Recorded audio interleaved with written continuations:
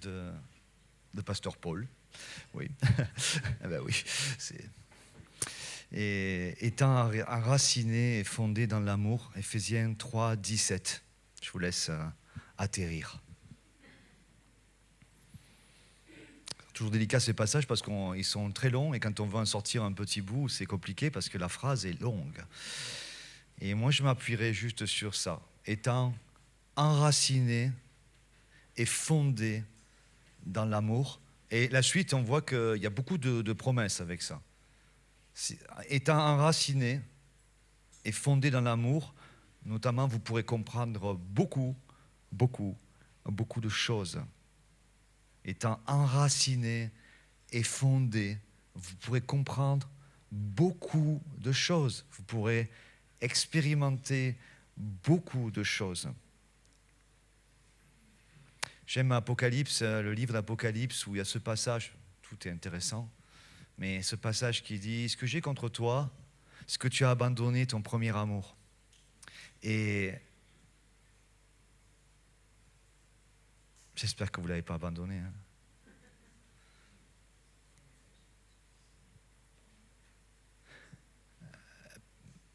N'osez pas répondre. Parce que, croyez-moi, l'amour de ce monde est trompeur. L'amour est superficiel. L'amour est beau parleur. Oh, très parleur. Il joue du violon. Fait des belles sérénades. L'amour est juste physique. Il regarde et il aime ou il n'aime pas. Il le sent ou il ne le sent pas. Oui. Et puis même, il y aurait un amour qui, soi-disant, serait celui de Dieu. Mais à 1 Corinthiens 8, 1, l'amour, il n'y a pas 50 000 possibilités. L'amour édifie. L'amour de Dieu construit. Malgré toi, c'est pas toi qui fais l'amour de Dieu, c'est pas moi qui fais l'amour, c'est pas nous qui faisons l'amour de Dieu, Dieu est amour. Et tout à l'heure, on avait un temps avec les jeunes et on se posait des questions entre nous, on faisait une sorte de brainstorming. Oui, je parle anglais.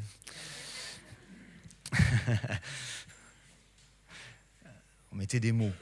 Et croyez-moi, c'est pas facile. Si chacun là de nous, chacun, je vous posais la question, comment tu définis l'amour de Dieu dans ta vie? Faites-le chez vous. Réfléchissez à ça. C'est pas certain que ça sonne juste avec le premier amour. L'amour de Dieu.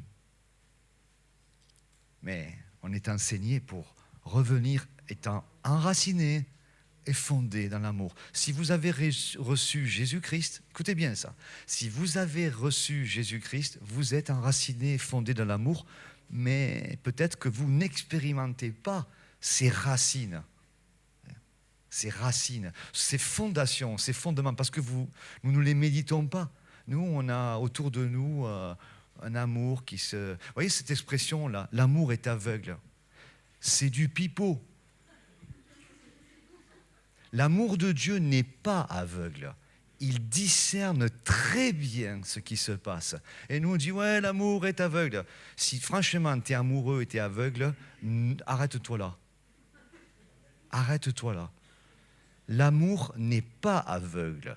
L'amour de Dieu, avec un grand A, il voit très, très, très, très bien.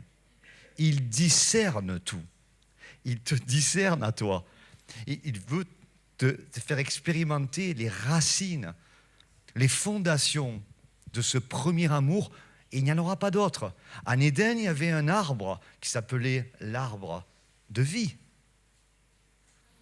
Et cette vie, c'est l'amour de Dieu. On a préféré manger la connaissance, et aujourd'hui, il doit y avoir des millions de livres sur l'amour. Comment aimer, les 15 leçons du meilleur mari, les 25 leçons de la meilleure maman, les meilleurs parents dans l'éducation, voyez. Comment aimer? Comment aimer? En fait, du coup, on a tous mangé de l'arbre de la connaissance du bien et juste à côté, il y avait l'arbre de la vie qui est l'arbre de l'amour de Dieu. Et non. Ça, c'est Genèse. Et en Apocalypse, vous savez, cet arbre de vie, il est toujours là. Il est toujours là. Il est toujours là, cet arbre de vie. Et si tu le manges, si tu manges son fruit, tu vas voir combien tu es aimé. L'amour de Dieu est un amour qui souffre pour toi. C'est un amour qui te distingue des autres.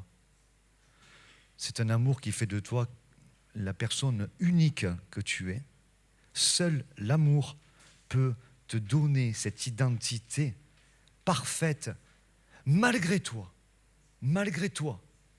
L'amour de Dieu souffre, pourquoi? Parce que plein de fois, il rencontre dans nos vies des choses qui disent à Dieu, non, ça je ne le mérite pas, non, ça j'ai raté, non, ça j'ai fait. Et nous, notre expérience de l'arbre de la connaissance du bien et du mal, on se dit, ça c'est mal, donc je ne mérite pas la vie. Et l'amour de Dieu souffre parce que lui, ça n'empêchera pas de nous atteindre. Seule notre connaissance de ce qui est bien et du mal met ces forteresses de raisonnement de se laisser aimer par Dieu. Se laisser aimer par Dieu. Emportez ça en introduction, emportez ça pour le message, se laisser aimer par Dieu. Je suis sûr que si il existait une possibilité sur un ordinateur de dire combien Dieu t'aime, je pense que, je ne sais pas si on permettrait de nous laisser la moyenne. Combien Dieu m'aime? Je ne sais pas, 10 sur 20? Je dois avoir 10 sur 20, moi, l'amour de Dieu. Juste parce que quand même, je suis sauvé, j'ai 10. Non, tu as 20. Non, 20, c'est trop. L'amour, c'est trop. L'amour de Dieu, c'est trop. Oui, c'est vrai, c'est trop. C'est la grâce, source de salut, a été manifestée. Et cet amour, qui d'ailleurs, amour, grâce, pour moi, c'est la même chose. Amour, parce que l'amour, c'est la grâce de Dieu qui se donne. Et l'amour souffre. Le premier amour, oh, j'aime ça. Et je vais terminer avec ça, parce que je voudrais que ça vous donne soif pour écouter le message. Et l'amour de Dieu, pas l'aveugle là. L'amour de Dieu nous empêche et ne sera jamais d'accord avec le fait que nous soyons des gens indéfinis. Tu sais, moi, je suis indéfini.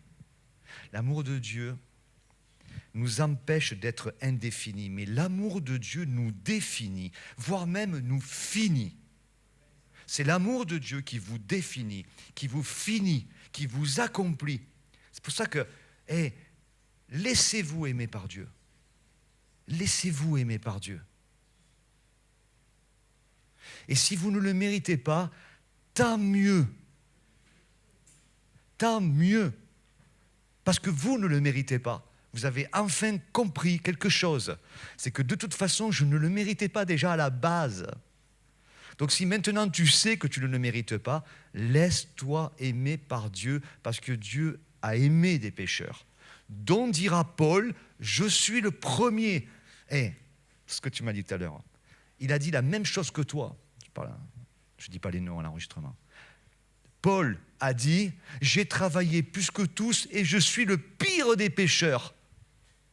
Mais l'amour de Dieu m'a enraciné, fondé, m'a fait comprendre la largeur, la hauteur, la profondeur et pouvoir surpasser. Et ça me donne une capacité, non pas moi toutefois, mais la grâce de Dieu, l'amour de Dieu qui me définit ce que ces principes à lui établissent dans ma vie.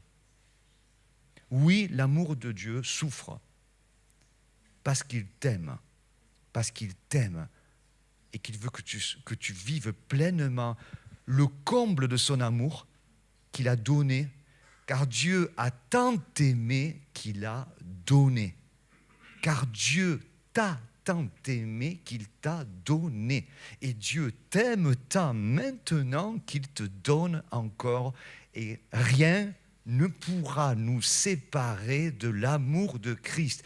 rien, rien ne pourra vous séparer de l'amour de Christ, sauf peut-être ta connaissance de ce que tu penses que l'amour de Dieu est. Enraciné et fondé. Amen.